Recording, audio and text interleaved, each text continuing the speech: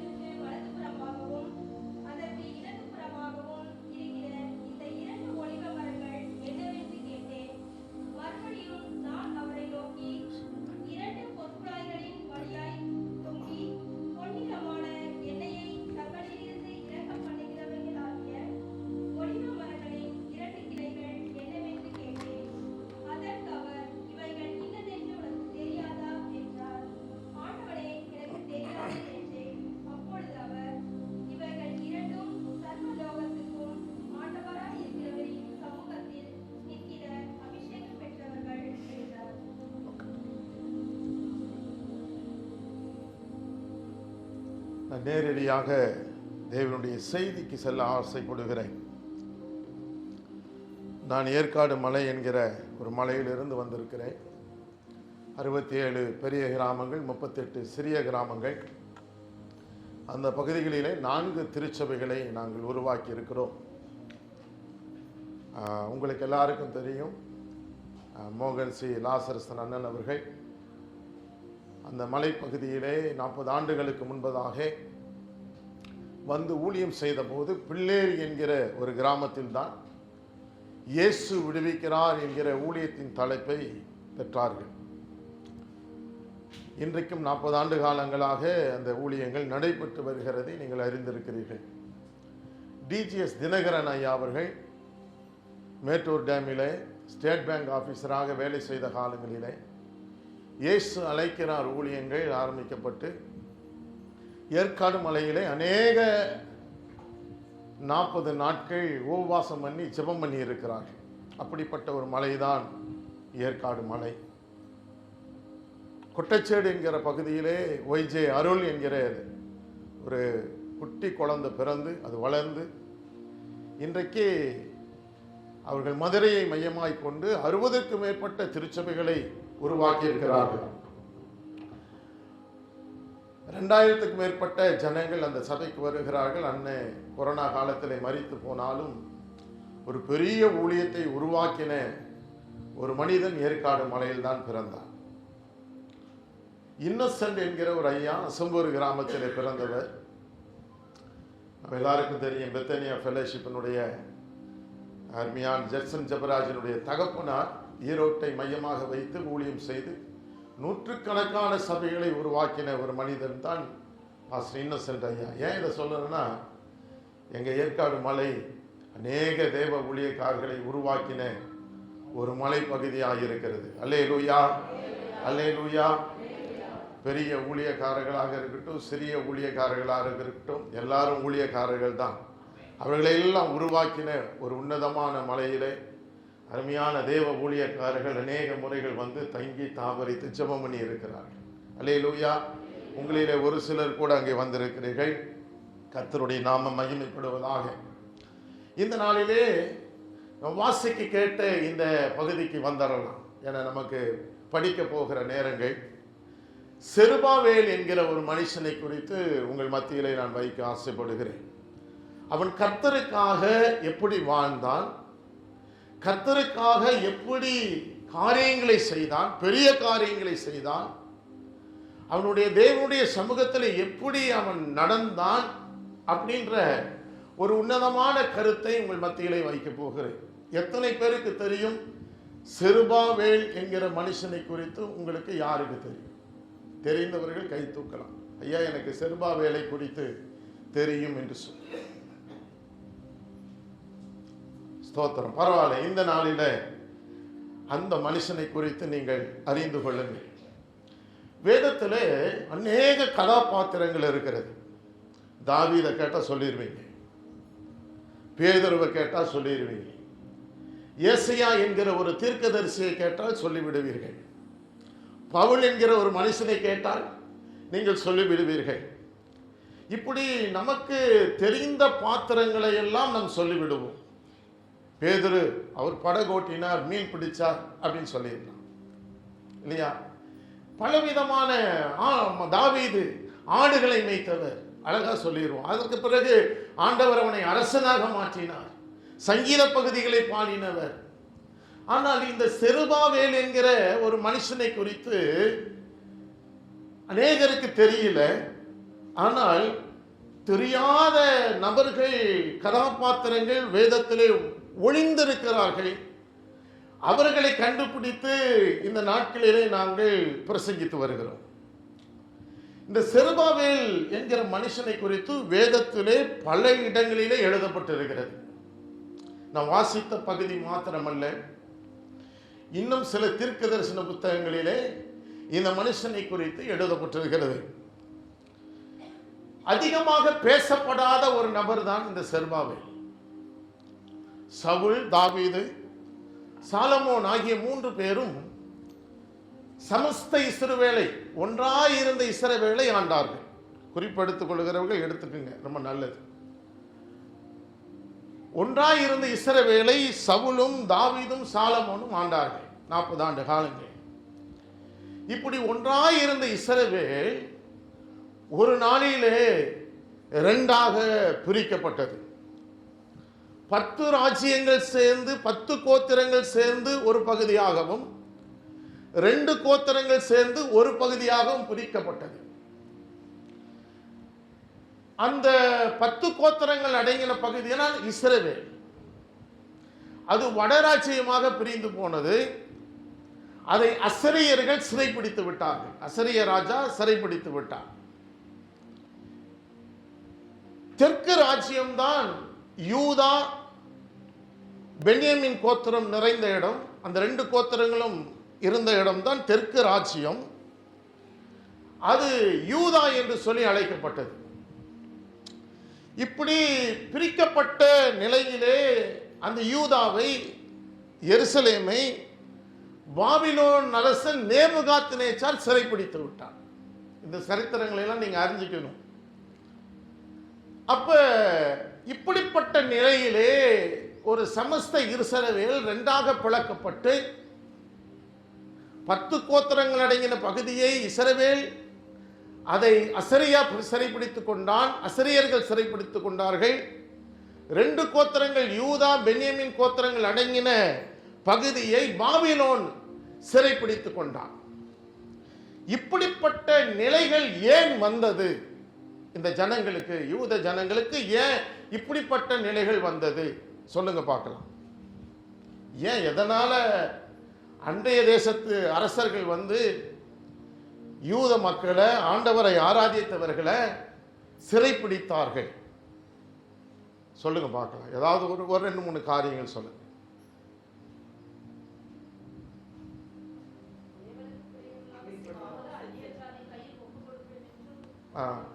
தேவனுக்கு கீழ்ப்படியாமல் போனது ஒரு காரியம். அடுத்தது,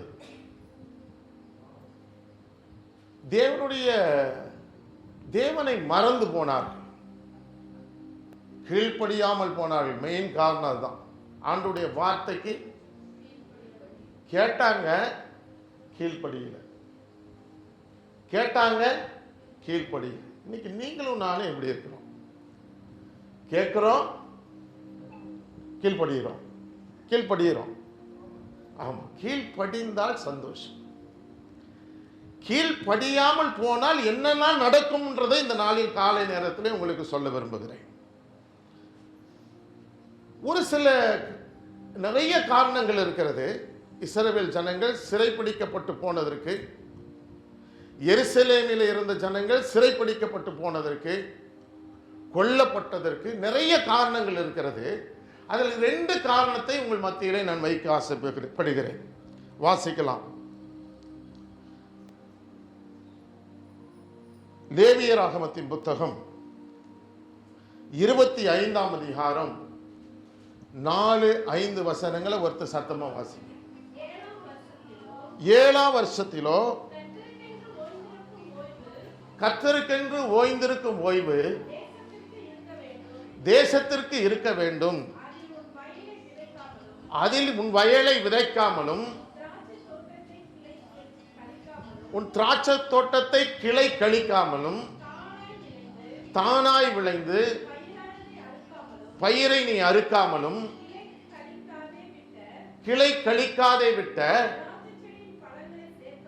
திராட்சை செடியின் பழங்களை சேர்க்காமலும் இருப்பாயாக. தேசத்துக்கு அது ஓய்வு வருஷமாய் இருக்க கடவுது அப்படின்னு சொல்றார். அப்ப ஆண்டவராகிய தேவன் என்ன சொல்லுகிறார்? லேவியராகமம் 25:4-5 குறிச்சுங்க. லேவியராகமம் 25:4-5 நீ 6 வருஷம் உன்னுடைய நிலத்திலே வேலை செய், 7வது வருஷத்திலே ஓய்ந்திரு, 8வது வருஷத்திலே விதை, 9வது வருஷத்திலே என்ன செய்ய? கடைசியாய் நீ அறுத்துக்கொள். 7ஆம் வருஷம் நாங்கள் எண்ணத்தை சாப்பிடுவோம், 8ஆம் வருஷத்திலே நாங்கள் எண்ணத்தை சாப்பிடுவோம், 9ஆம் வருஷம் கடைசியில தானே எங்களுக்கு பலன் கிடைக்கும், அது வரைக்கும் எண்ணத்தை சாப்பிடுவோம் என்று சொல்லி கேட்டால், 6வது வருஷத்திலேயே 6வது வருஷத்துக்குரிய விளைச்சலையும் 7வது வருஷத்துக்குரிய விளைச்சலையும் 8ஆம் வருஷத்துக்குரிய விளைச்சலையும் நான் உங்களுக்கு கொடுத்து விடுவேன் என்று சொன்னார். அல்லேலூயா, அல்லேலூயா. நம்முடைய தேவன் பாருங்க, சொல்லுகிற காரியத்தை நீங்கள் கேட்க வேண்டும் என்று சொல்லுகிறார். நான் சொல்லுவதை கேட்டா நீங்க என்ன செய்ய போறீங்கன்றதையும் சொல்லித்தரார். அவர் கேட்கிறது என்னன்னா, 6 வருஷம் வேலை செய்ய, 7வது வருஷம் நிலங்களுக்கெல்லாம் ஓய்வு கொடுத்து விடு. அதில் 7வது வருஷத்தில் கொஞ்சம் திராட்சை பழமெல்லாம் விளையும், சில பயிர்கள்லாம் விளையும். அதை கூட நீ போய் என்ன செஞ்சிடாத, எடுக்காத, வயல் பக்கமே போகாத, போன எடுக்க தோடும், அதை கூட எடுக்காத அப்படின்னு சொல்லி ஆண்டவராகிய தேவன் தீர்க்கமாய் சொல்லுகிறார். திட்டத்தையும் சொல்லுகிறார். நான் சொல்றதுக்கு கீழ்ப்படி 7ஆம் வருஷம், 8ஆம் வருஷம், 9ஆம் வருஷத்துக்குரிய விளைச்சலை நான் என்ன செஞ்சிருவேன், உனக்கு கொடுத்துருவேன். நீ ஒன்றும் கவலைப்படாத. நம்பாளுங்க எப்பொழுதுமே சொல்றத பேச்ச கேட்க மாட்டோம்.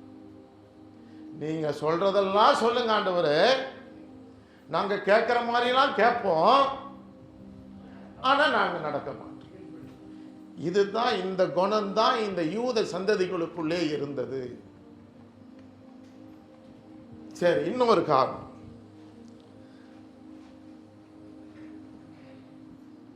இதுல வாசிக்கலாம். இன்னொரு காரணம் 2 நாளாகமும் 36ஆம் அதிகாரம், 2 நாளாகமும் 36ஆம் அதிகாரம் 11 21 வரைக்கும் எழுதிக்கிங்க, வாசிக்க வேண்டாம். அதில் 14ஆம் வசனத்தையும் 16ஆம் வசனத்தையும் வாசிக்க. ஆசாரியரில் பிரதானமானவர்கள் யாவரும் ஜனங்களும் கூடி புறஜாதிகளுடைய சகல அருவருப்புகளின்படியும் மிகவும் துரோகம் பண்ணி கர்த்தர் எருசலேமிலே பரிசுத்தம் பண்ணின அவருடைய ஆலயத்தை தீட்டுப்படுத்தினார்கள். ஆனாலும் அவர்கள் தேவனுடைய ஸ்தானாதிபதிகளை பரியாசம் பண்ணி அவர்களுடைய வார்த்தைகளை அசட்டை செய்து அவர்களுடைய தீர்க்கதரிசிகளை நிந்தித்தபடியால் கர்த்தருடைய உக்கிரகம் அவர்களுடைய ஜனத்தின் மேலே மூண்டது, சகாயம் இல்லாமல் போயிற்று. கிறிஸ்துவுக்குள்ளான தேவனுடைய ஜனமே, இவர்கள் செய்த இன்னொரு தவறு என்ன? பல தவறுகளிலே இன்னொரு தவறு என்ன? அங்கே பார்க்கிறோம், சிதேக்கியா ராஜாவினுடைய காலத்திலே தேவாலயத்துக்குள்ளே, சாலமோனினாலே கட்டப்பட்ட தேவாலயத்துக்குள்ளே அங்கே என்ன பண்ணுகிறார்கள்? அருவருப்புகள், புறஜாதியாருடைய அருவருப்புகளை எல்லாம் கொண்டு வந்து வைத்து என்னென்னலாம் கர்த்தருக்கு விரோதமாய் செய்ய முடியுமோ அத்தனை காரியத்தையும் செய்கிறார்கள். அங்கே ஸ்தானாதிபதிகள் அவர்களை அசட்டை பண்ணுகிறார்கள், தீர்க்கதரிசிகளை அசட்டை பண்ணுகிறார்கள், அந்த ஆலயத்தை தீட்டுப்படுத்தினார்கள் என்று சொல்லி எழுதப்பட்டிருக்கிறது. தேவனுடைய ஆலயத்தை தீட்டுப்படுத்தினார்கள். நீங்கள் நன்றாய் கவனிக்க வேண்டும். கவனிக்கலன்னா இந்த சத்தியங்கள் உங்களுக்கு புரியாது. கவனித்தால் சரியாக புரியும். இந்த ஆலயத்தை தீட்டுப்படுத்தினார்கள். தீட்டுப்படுத்தி ஆலயத்தை ஆராதிக்கிற ஆலயத்தை தீட்டுப்படுத்தி கெடுத்து போட்டார்கள். இதனால நடந்த சம்பவம் என்ன தெரியுமா? ஆண்டவரிடத்திலிருந்து கிடைக்க வேண்டிய சகாயம் அவர்களுக்கு கிடைக்காமல் போனது. கிறிஸ்துவுக்குள் அருமையான தேவனுடைய பிள்ளைகளே, ஆலயத்தை தீட்டுப்படுத்தினால் சகாயம் கிடைக்காது. நான் உங்களுக்கு பின்னாடி நான் சொல்ல போறேன். அப்ப இவ்விதமான காரியங்களை இந்த ஜனங்கள் செய்ததினாலே தேவனுடைய கோபம் என்ன செஞ்சுச்சுங்க? மூண்டது, அவர்கள் மேல் மூண்டது. கீழ்ப்படியாமல் போனது, தேவனுக்கு உகந்த காரியங்களை செய்யாமல் போனது, தேவனை மறந்து போனது, செய்யக்கூடாது என்று சொன்னதையெல்லாம் அவர்கள் செய்தார்கள். இன்றைக்கு செய்யக்கூடாது என்று சொன்னதையெல்லாம் செய்வோமானால் தேவனிடத்திலிருந்து நமக்கு சகாயம் கிடைக்காது, அவருடைய கிருபைகள் கிடைக்காது, அவருடைய இரக்கங்கள் கிடைக்காது, அவருடைய ஆசீர்வாதங்கள் கிடைக்காது, அவரிடத்தில் இருக்கக்கூடிய நன்மைகள் கிடைக்காது. அவருடைய பிரசனத்தினாலே உங்களை நிரப்ப மாட்டார், அவருடைய மகிமையினாலே உங்களை நிரப்ப மாட்டார். ஆனால் தேவன் சொல்லுகிற காரியங்களின் படி நீங்களும் நானும் நடக்க ஆரம்பித்து விட்டால் உனக்காக எல்லாவற்றையும் அவர் செய்து கொண்டே இருப்பார். அல்லேலூயா, அல்லேலூயா. தேவனுடைய வார்த்தைகளுக்கு நீங்களும் நானும் கீழ்ப்படிய வேண்டும். அப்ப இந்த ஜனங்கள் கீழ்ப்படியாமல் போனதுனால நடந்த காரியம் என்ன தெரியுமா? 70 வருஷங்கள் தேசத்துக்குள்ளே நுழைய முடியாதபடிக்கு ஆண்டவர் ஒரு தடையை போட்டார். எப்படிப்பட்ட தடை தெரியுமா? 2000 கிலோமீட்டர் தூரத்தில் இருக்கக்கூடிய பாபிலோன் அரசன் இடத்துல போய் ஆண்டவர் பேசினார். நீ என்ன செய்ய நேபுகாத்நேச்சாரே, அங்க சில ஊர் இருக்குது, எருசலேம் இருக்கிறது, நீ அங்கே போ, அங்கே போய் அந்த தேசத்தை பிடி, பட்டய கரத்தினால் என்ன செய்ய, அவர்களை வீழ்த்து. அவன் வந்தான். நேபுகாத்நேச்சார் பாபிலோனிலிருந்து எங்க வரான்? எருசலேமுக்கு வருகிறான். வந்தபோது நடக்கிற காரியம் என்ன தெரியுமா? நேராய் ஆலயத்துக்குள்ளே நுழைந்தான், ஆலயத்தை இடித்தான். நீங்கள் அந்த நான் சொன்ன 2 நாளாகமம் 36ஆம் அதிகாரம் 11 21 வரைக்கும் வீட்டில் போய் வாசித்து பாருங்க. ஆலயத்தை இடித்தான், ஆலயத்தில் இருக்கக்கூடிய அத்தனை தட்டுமுட்டு சாமான்களையும் எடுத்தான், கஜனாவுக்கு வந்தான், எல்லா பொன்னாபரணங்கள் வெள்ளி ஆபரணங்கள் எல்லாவற்றையும் கொள்ளையடித்தான். கண்ணிலே பார்த்த பெரியோர் சிறியோர் வாலிபர் பெண்கள் உட்பட எல்லாரையும் கொன்றான்.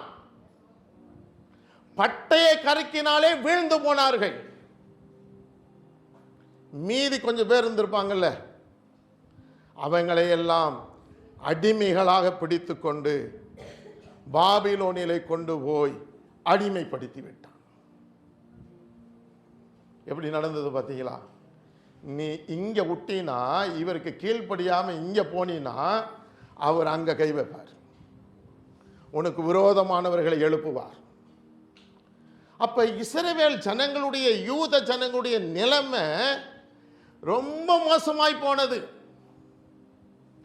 எருசலேமிலே இருந்தவர்களுடைய நிலைமை ரொம்ப மோசமாய் போனது. 2 கோத்திரம் தான், யூதா கோத்திரம், பென்யாமின் கோத்திரம். இந்த கோத்திரம் தான் எருசலேமை மையமாய் வைத்து வாழ்ந்தார்கள். இவருடைய நிலைமை வீணா மோசமாய் போனது. அந்த ஆலயம் இடிக்கப்பட்டது. சாலமோன் கட்டின ஆலயம் இடிக்கப்பட்டது.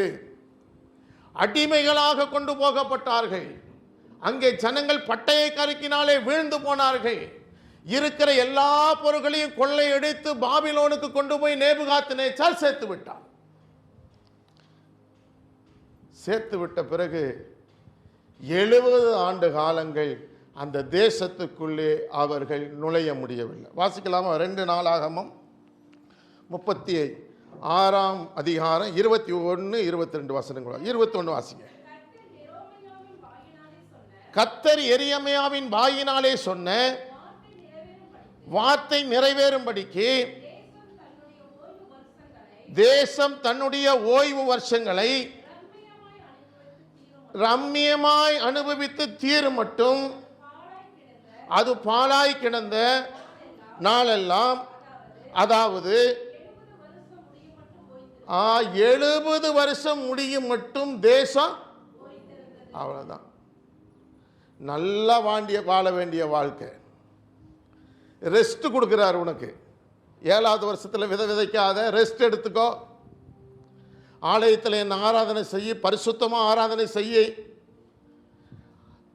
ஓய்வு கொடுத்ததை எல்லாம் ஜனங்கள் புறக்கணித்தார்கள். கடவுளுடைய வார்த்தைக்கு கீழ்ப்படியாமல் போனார்கள். ஆலயத்தை தீட்டுப்படுத்தினார்கள். ராஜாவும் சேர்ந்து காரியங்களை செய்தான். அதனுடைய விளைவு என்ன தெரியுமா? தேசத்திலே இருக்கிற அத்தனை பொருட்களையும் சூறையாடி கொண்டு போய் பாபிலோனிலே நேபுகாத்நேச்சார் சேர்த்தது மாத்திரமல்ல, அந்த தேசத்தை தான் கண்ட்ரோல்ல எடுத்துக்கிட்டான். அந்த தேசத்துக்குள்ளார யார் நுழைய முடியல. சொந்த தேசத்துக்குள்ளார இந்த யூத ஜனங்கள் நுழைய முடியாதபடிக்கு செய்து விட்டான். எத்தனை வருஷம்? 70 வருஷம். இங்கே தான் நீங்கள் ஒன்று கவனிக்கணும். 70வது வருஷத்தினுடைய முடிவில் அங்கே பார்க்கிறோம், எஸ்ரா 2ஆம் அதிகாரம் 1ஆம் வசனத்தை வாசிங்க. பாபிலோன் ராஜாவாகிய நேபுகாத்நேச்சார் பாபிலோனுக்கு கொண்டு போனவர்களுக்குள்ளே சிறையிருப்பில் இருந்து எருசலேமுக்கும் யூதாவில் உள்ள தங்கள் தங்கள் பட்டணங்களுக்கும் செருபாபேல், யேசுவா, நெகேமியா, செராயா, லெலாயா, மொர்தெகாய், பில்சான், மிஸ்பார், பிக்வாய், ரேக்கும், பானா என்பவர்களோடு கூட திரும்பி வந்து தேசத்து புத்திரராகிய இஸ்ரவேல் ஜனமான போதும். இங்கே பார்க்கிறோம், 70 வருஷத்தினுடைய முடிவிலே செருபாவேல் என்கிற மனுஷனுடைய தலைமையின் கீழே இங்கே அடிமையாய் கிடந்த ஜனங்களை எல்லாம் கோரேஸ் ராஜா, நேபுகாத்நேச்சார்லாம் செத்து போயிட்டான். கோரேஸ் ராஜா 70 வருஷத்தினுடைய முடிவிலே செருபாபேலுடைய தலைமையிலே எருசலேமுக்கு இந்த ஜனங்களை எல்லாம் அனுப்பி வைக்கிறான். அல்லேலூயா, அல்லேலூயா. அதற்கு ஒரு காரணம் இருந்தது. ஏன் எருசலேமுக்கு பாபிலோனிலிருந்து செருபாபேல் தலைமையில் அங்க அனுப்பி வச்சாங்கன்னு சொன்னா, செருபாபேல் பாபிலோனுக்கு அடிமைகளாய் கொண்டு போகப்பட்டார்கள் அல்லவா? அங்க போய் அங்க இருக்கிற ஒரு அப்பா அம்மாவுக்கு பிறந்தவன் தான் செருபாபேல். அதனால்தான் அவனை பாபிலோனுடைய வித்து அப்படின்னு சொல்லுவாங்க. பாபிலோனுடைய வித்து, அங்க பிறந்தவன். ஆனால் பிறந்தாலும் அந்த பாபிலோன் பட்டணம் எப்படி இருந்தது அப்படின்னா, அது ஒரு ஹைடெக் சிட்டி, பாவம் தண்ணீரை போல ஓடுகிற ஒரு பெரிய நகரம், உலகிலே புகழ்பெற்ற தொங்கு தோட்டம் நிறைந்த ஒரு இடம் இன்னைக்கு இருக்கிற ஈராக். அதுதான். அதோடு மாத்திரமல்ல, அதிகமாக படிக்கலாம், எப்படி வேண்டுமானாலும் நீங்க வாழலாம். பாவம் நிறைந்து ஓடுகிற அந்த நகரத்தில் நீங்க எப்படி வேண்டுமானாலும் வாழலாம், எந்த கட்டுப்பாடும் இல்லை. அந்த பாபிலோனில் ஆலயம் இல்லை, வேதம் இல்லை, ரமிமார்கள் இல்லை, வேத பாரகர்கள் இல்லை, வேதம் இல்லை. ஆனால் அப்படி இல்லாத ஒரு நகரத்திலே பாபிலோனிலே தான் இந்த செருபாபேல் பிறந்தான். நன்றாய் கவனிங்க. இந்த பாபிலோனிலே இருக்கக்கூடிய ஒரு தம்பதிகளுக்கு செருபாபேல் குழந்தையாய் பிறந்த போதே, அந்த குழந்தைக்கு பொதுவாகவே யூதர்கள் என்ன தெரியுமா செய்வாங்க? 5 வயசு வரைக்கும் குழந்தை தாயினுடைய கட்டுப்பாட்டில் இருக்கும். வசனங்களை சொல்லி கொடுப்பாங்க, வசனங்களை வாசிப்பாங்க. அதோடு மாத்திரமல்ல, அந்த குழந்தைக்கு முறைகளை சொல்லிக் கொடுப்பார்கள். உறவு முறைகளை எல்லாம் சொல்லிக் கொடுத்து தாயானவள் வளர்த்துவாள். 6 வயதிலிருந்து 12 வயது வரைக்கும் தகப்பனுடைய கட்டுப்பாட்டில் குழந்தை போயிடும். அந்த குழந்தைக்கு அருமையான தகப்பன் என்ன செய்வான்? வசனங்களையும் சொல்லிக் கொடுப்பான், ஆண்டவரை ஆராதிக்கிற முறைகளையும் சொல்லிக் கொடுப்பான், வழிமுறைகளை எல்லாம் சொல்லிக் கொடுப்பான், நீச்சலை கற்றுக் கொடுப்பான், எதிரிகளை வீழ்த்துவதற்கான போர் பயிற்சிகளை எல்லாம் அவன் கற்றுக் கொடுப்பான். மிக முக்கியமாக விவசாயம் செய்யக்கூடிய முறைகளை எல்லாம் அவன் கற்றுக் கொடுப்பான் 12 வயது வரைக்கும். 12வது வயதினுடைய கடைசியிலே கொண்டு போய் அந்த பிள்ளையை ஆண்டவருடைய சமூகத்தில் நிறுத்தி, ஆண்டவரே, என்னுடைய மனைவியாய் இருந்த தாயானவள் இவனை வளர்த்தால், நானும் வளர்த்தேன், இனி எங்களால் இவனை என்ன செய்ய முடியாது? வளர்க்க முடியாது. உம்முடைய சமூகத்தில் நாங்கள் ஒப்பு கொடுத்து விடுகிறோம். நீர் அவனை உம்முடைய ஆவியினாலே நிரப்பி, உம்முடைய வார்த்தைகளை சொல்லி நீர் அவனை வளர்க்க வேண்டும் ஆண்டவரே என்று சொல்லி தேவனுடைய கரத்திலே கொண்டு போய் ஒப்பு கொடுத்து விடுவார்கள். இன்னைக்கு இதெல்லாம் யாராவது செய்யறோமா? கல்யாணம் கட்டி மகன் தனியாக கொடுத்தனம் போனா கூட நம்ம கண்ட்ரோலில் தான் வச்சுக்க பார்க்குறோம் இல்லையா? அத்தம் பிரச்சனை வர்றது. பிரச்சனை ஏன் வருது? உன் கண்ட்ரோலில் இருக்கிறான் பையன். பொண்ணு கல்யாணம் கட்டி தூரத்துக்கு அனுப்பிச்சிருவாங்க. தினைக்கு 5 போனை போடுறது, என்ன குழம்பு வச்சு, இப்படி வை அப்படி வை. அந்த வீட்டு போன வீட்டில் என்ன பிடிக்கும்னு கேட்டு குழம்பு வச்சாதான் அங்கே சண்டை வராது இல்லையா? இவங்க இங்கிருந்து சொல்றது, இவங்க காரத்தை சொல்றது, அவங்க காரம் சாப்பிடாம கூட இருப்பாங்க. இல்லை இன்னும் கொஞ்சம் மிளகாத்தூளை போட்டிங்கன்னா நல்லா தூக்கலாக இருக்கும் சொல்லி கொடுக்கறது. சண்டை தான் வரும். ஆனால் யூதருடைய முறைமைகளை எல்லாம் நீங்க பார்த்தீங்கன்னா, கர்த்தருடைய கரத்திலே தன்னுடைய பிள்ளைகளை கொடுத்து கொடுத்து ஜெபம் பண்ணுவார்கள். கர்த்தருடைய வேதத்தை வாசித்து வாசித்து வசனங்களை சொல்லிக் கொடுப்பார்கள். இப்படிதான் பாபிலோனிலே இருந்த இந்த சந்ததிகளிலே ஒரு தம்பதியார் இந்த செருபாபேலுக்கு அழகாய் சொல்லிக் கொடுத்து வளர்த்தினார்கள். வளர்த்தினதனுடைய காரியம் என்ன தெரியுமா?